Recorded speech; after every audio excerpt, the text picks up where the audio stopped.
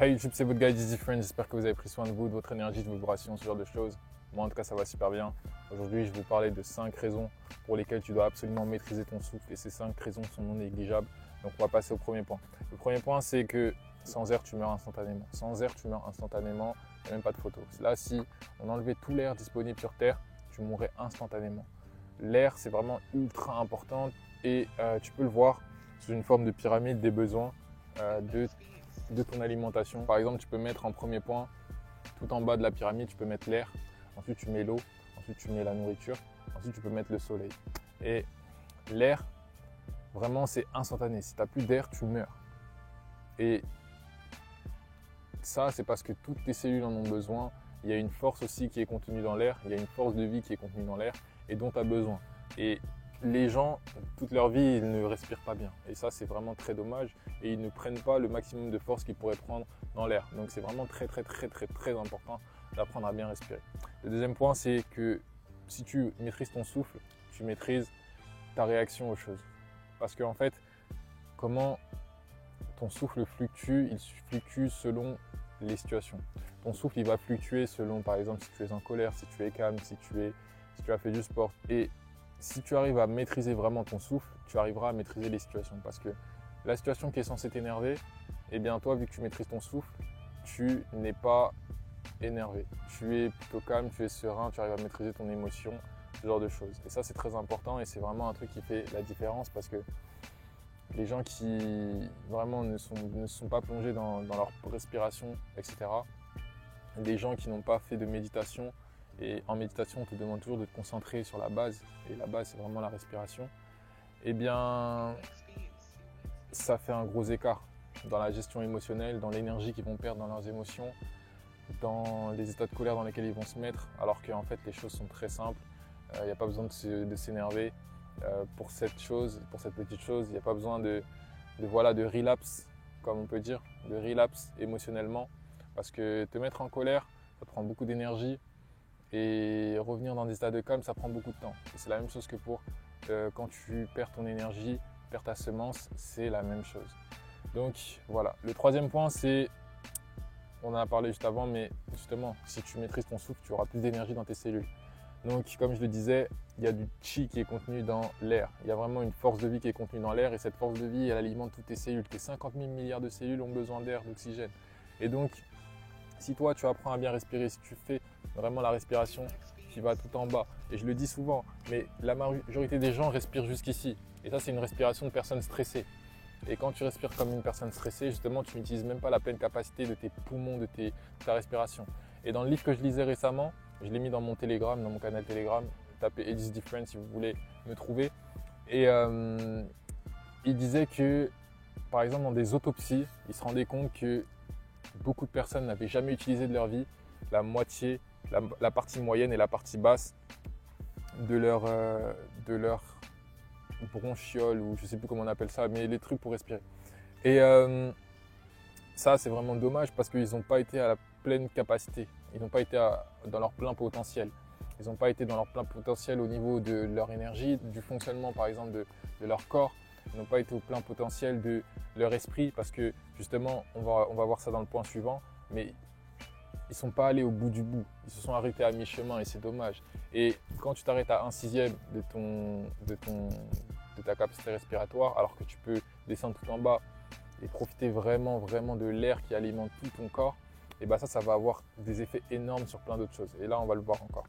Donc, le quatrième point, c'est par exemple, ton souffle est très lié à ton esprit. Et le souffle, c'est lié au mot spirit. Et le mot spirit, ça veut dire esprit. Et le mot spirit, à la base, justement, ça veut dire souffle. Souffle ou la personne qui respire, un truc comme ça.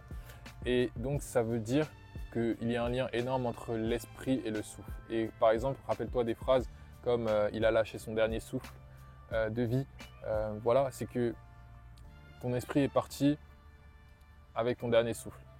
Et donc, dans ton esprit, dans ton souffle, pardon, plus tu respireras bien, plus tu respireras profondément, plus tu respireras à 100%, plus tu seras, ton esprit sera là, ton esprit sera présent.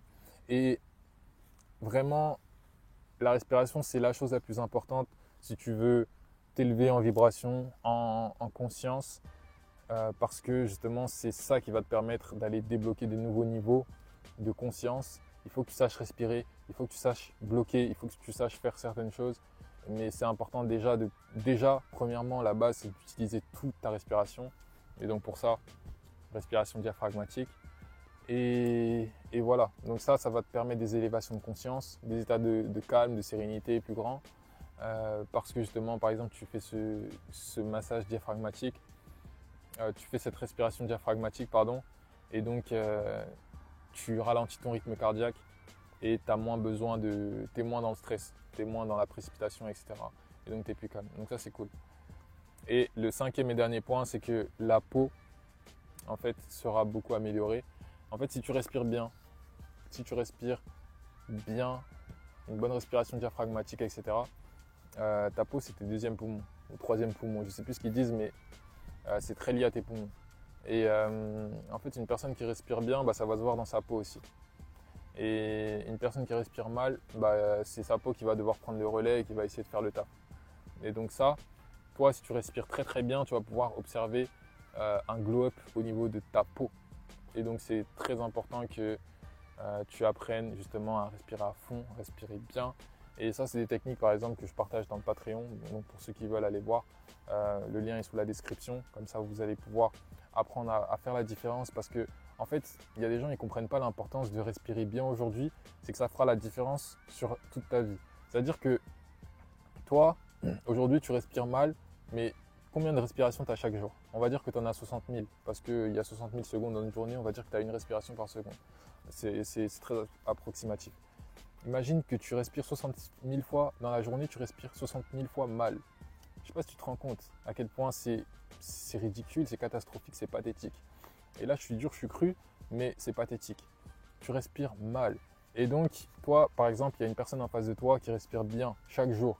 C'est-à-dire que sur chaque respiration, elle creuse l'écart, elle te domine. Et sur une semaine, 2 mois, 1 an, 6 ans, pardon. Je ne sais pas si tu vois la différence du niveau de santé que vous aurez et du niveau d'élévation spirituelle que vous allez avoir. C'est vraiment pas une blague. C'est-à-dire que sur chaque respiration, elle te lave. Sur chaque respiration, justement, elle prend toute l'énergie, toute la force vitale contenue dans l'air, tout le chi disponible. Et ça aussi, écoutez, je vais vous donner le 6e point, un point bonus. C'est que justement, tu auras moins besoin de manger. Tu auras moins besoin de manger parce que cette force dans le chi, cette force vitale, en fait, c'est une force qui te permet aussi justement d'alimenter ton corps, tes cellules, etc. Et tu vas avoir moins de nécessité, moins de besoin, d'aller chercher de l'alimentation physique. C'est-à-dire que tu auras moins besoin d'aller grignoter, de manger à outrance parce que justement tu manques d'énergie, parce que justement là maintenant en fait tu as beaucoup plus d'énergie. Et ça c'est une chose aussi que j'ai remarqué. Par exemple, je suis en jeûne et j'ai archi faim.